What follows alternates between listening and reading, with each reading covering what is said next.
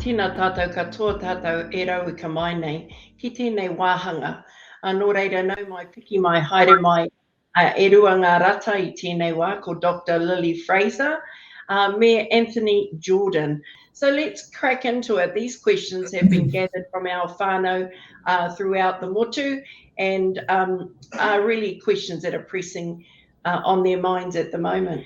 In this question, it asks us if we're a part of a really big bubble, multi-households, what should we do if someone gets Omicron?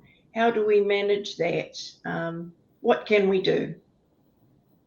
I like to think of it that you shrink your bubble down to really those people in your household, because realistically, they're the people that have to stay with you. They're the ones that are unable to go anywhere and have more likely have had contact with you enough to have picked up COVID.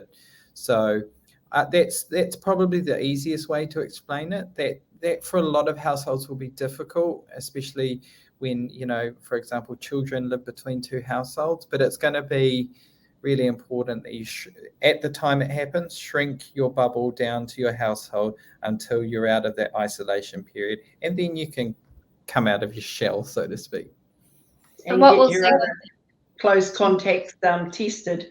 Yeah, yes, exactly. Sorry, Lily. What we'll see is that, if you really are all regularly seeing each other in close proximity with masks off, probably the whole bubble will also become close contacts.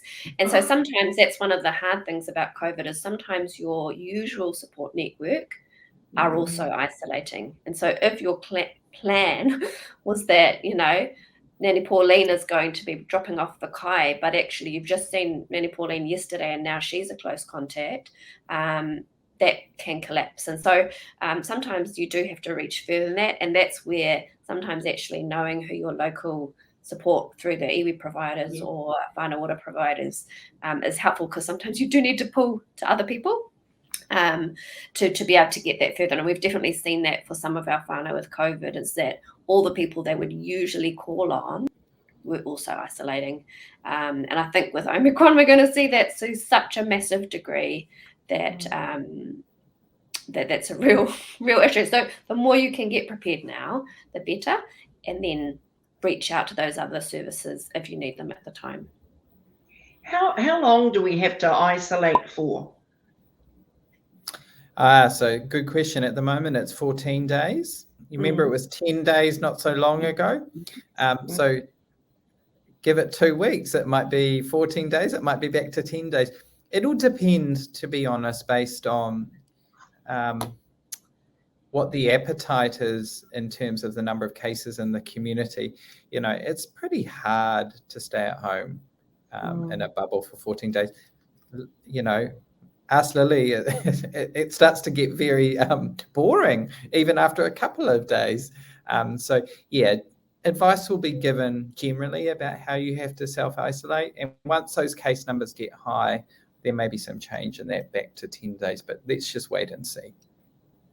And also just adding on to that, it's not just about if you have COVID, it's not just about your isolation time. So you would do your time as the person that has COVID.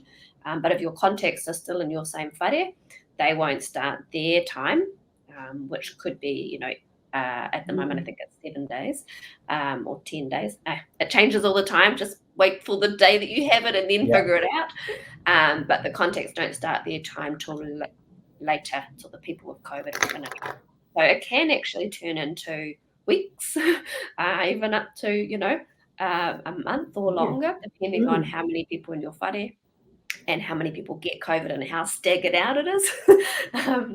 Do I have to work it out myself, or does public health sort of kick in and they, contact you and keep an eye on, making sure that we're all doing the right amount of days, etc.? So up until recently, it was, as Lily said, you'd get first case, that clock would start, but for the other people, their clock started later if they got sick later on. And public health would inform your whole household about, you can come out of isolation, you're out on this day, you're out on that day. Moving forward, I think it will be much more generic. So one rule for a household, and that's probably partly because it's much more simple to know the clock starts for everyone together, but also, if Omicron, for example, if everyone gets infected pretty close together, you're probably all going to come out at a similar time.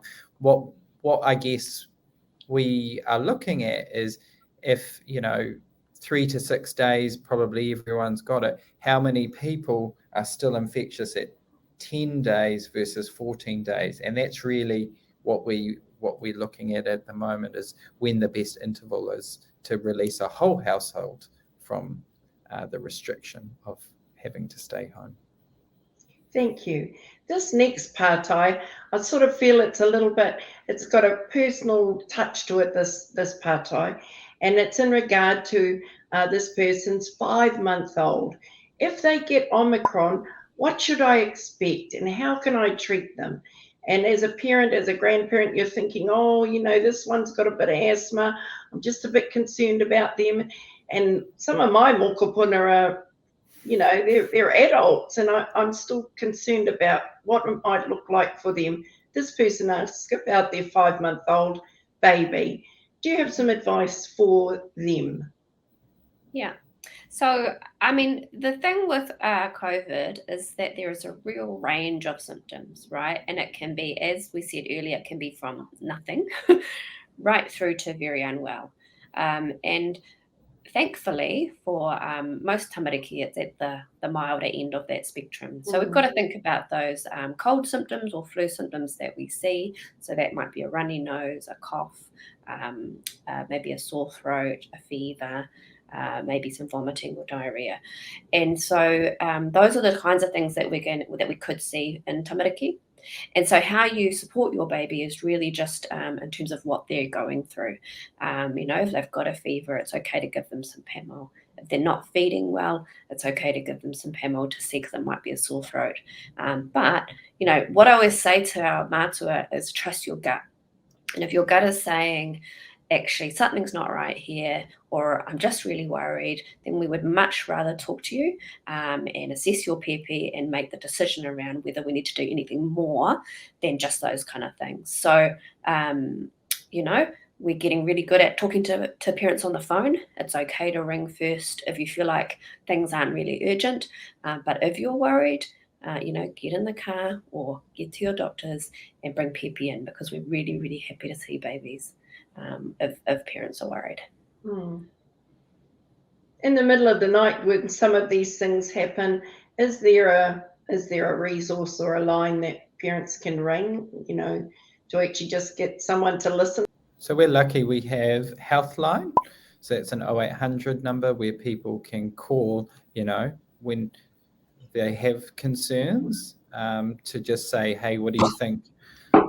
My pēpi is not feeding very well. It's been sleeping a lot today, a bit more irritable this evening. All of those things that are really non-specific that we would say in normal times, I'll wait till the morning. In COVID, we're, wondering, should I do something now? So you can always ring through to the Healthline. But I would just say that obviously if there's something that you feel is wrong, no matter what time of the day, there is always a health service that's there to support you during the day, during the night. There are hospitals, urgent care doctors, your GPs. There'll be someone that you can take your pēpi along to get them checked over, because sometimes it's hard to articulate what's wrong as well. They're just not normal, and both Lily and I get phone calls saying, there's just something wrong. I can't put my finger on it. And most of the time we have to say, just bring them in and we'll have a look. And that's how we sort of are able to get a better picture of what's going on. The other thing is, if you can't remember the number and you're like, just ring your GP number, because all the GPs default to their after hours service, which has a nurse. So if in doubt, ring your own GP. They won't answer, but somebody else will. Yeah, that's a good piece of advice. I think I've just got another kōrero about that. Great. So I think there's this kind of thing going around, Omicron is mild. And what we've got to remember is the reason that Omicron looks mild is because either people have had their 2 or 3 doses of COVID before, or they've had their 2 or 3 doses of vaccine already. And so the symptoms that they're getting from Omicron are mild because they've got that immunity already. So if you're unvaccinated and you are at higher risk of having a really severe illness, it will still be severe. It still could be severe. So I think we're feeling a little bit more relaxed about Omicron because we've had this message it's mild. The reason it's going to be milder is because we've done such great mahi getting vaccinated. Great. Now, this next one is one that's a bit dear to me. What medicine should we stock up on? And I made a trip today to the chemist warehouse. I'm not promoting that, but I just thought it was closer there. But, what should I be actually stocking up on? This is a good question. Now, I'm a bit of a Scrooge when it comes to stocking up on things. So the only thing that I've stocked up on is paracetamol. So pediatrics, that would be Pamol, the liquids, or for adults, Panadol, maybe the brand that we know. Those are the things that I have in my house. I tend to use other things like for sore throat or a runny nose and things like that don't require buying medications. So maybe I wouldn't buy lozenges or cough syrups, for example, because, I've got things in my house that I prefer to use. Nasal sprays, for example. Lily gave this advice the other day, is use the steam. There's lots of things that are at your disposal as well that you can use to help treat the symptoms. So just think carefully about what you're treating and whether or not you really need to stock up on something different versus I actually have stuff that I would use to treat that symptom myself. Yeah, good advice, Anthony. Lily, you got something to add here? Yeah, I actually agree with Anthony. I think I've learned over the years in my own colds and flus that I've had in my life. I used to get the specific lozenges or try the night and day tablets and te mea. And actually the bits in those medications that work is the paracetamol. And so I think we call it supportive care. So supportive care means whatever you like to make you feel better. So I don't like it when it hurts when I swallow, so I take paracetamol. I don't like having a fever, so I take paracetamol. Some people don't want to take anything, right? They would rather have just experience the pain or experience the fever, and that's also okay. Your body can fight this, but I tend to prefer to manage that. And so I think this is, a time where we just really need to reflect on what are the things that make us feel good. And when I had COVID, I didn't need anything, right? I just was a bit tired and had a bit of a cough. So, nothing was going to make a change to that. I would encourage you that if you do have asthma, that you make sure you have your inhalers now. And if you don't take if you're on your normal blue one, we're not really using those anymore. So please talk to your GP now, in the next week about changing to something like Symbicort that has some other medication in it that can actually prevent the breathing getting worse. So that has definitely shown to help with the breathing problems that you can get from COVID. For the asthmatics out there, I think being prepared with those kind of things is important, and making sure that you've got a good 6 weeks worth of your regular medication available, so you're not running around trying to get deliveries done when you can't leave the house. Now the inevitable question that we've got is around face masks. So we've just heard some of the guidance now that we've received around wearing of face masks. Just some information and some advice around mask and mask wearing. All right. I prepared one earlier. A little something I prepared before I came on. How proactive of you, Anthony. The first thing I'd say is a mask is better than no mask at all. Okay, so cloth masks are not as good as these masks, but they're definitely better than having no mask. So we're really encouraging people to utilize these masks. The N95 masks, or the P2 respirator masks, those ones that we see that are fixed, you know, they even have a green outside or they're white on the outside. Those are the ones that are being used in special situations where, like for Lily example, in her practice, when people come along to see her with COVID symptoms, she would wear that type of mask. Okay, for the vast majority of us working, you know, and walking around in the world, these masks are really good, and they're the masks that we would recommend. The other thing I would say about these masks is they have a bit of wire at the top, so they allow you to mold it down on your nose like this. That's really important so that you get a nice tight seal. And so for me, I know I haven't got a good seal when my glasses start to fog up. Okay, you don't all need to buy glasses to know that. You can feel it coming out. And then at the sides, what you want to do is do a little tie like this, nice and close, to get it puckering down like this. And the reason that's important is because you can see it sits close to your face. Okay, when it's spread out, it sits off your face on some people, and the air can escape in and out at the sides. So just tying that string off like that is quite useful. And then just tucking it down like that. Some people get a really nice seal because they've got nice full cheeks. Other people don't. And so, yeah, just look at the side and see if you need to tie it down.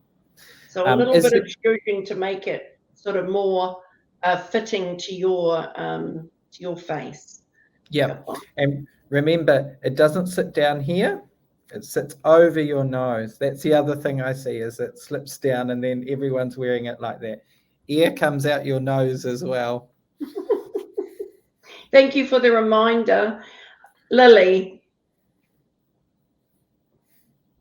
I think Anthony's covered it really well. So that was a new trick. I like that one because I definitely have the air flipping out the sides there. So I'll give that a go. But I think also for our tamariki, you know, year 4 up have to be wearing masks.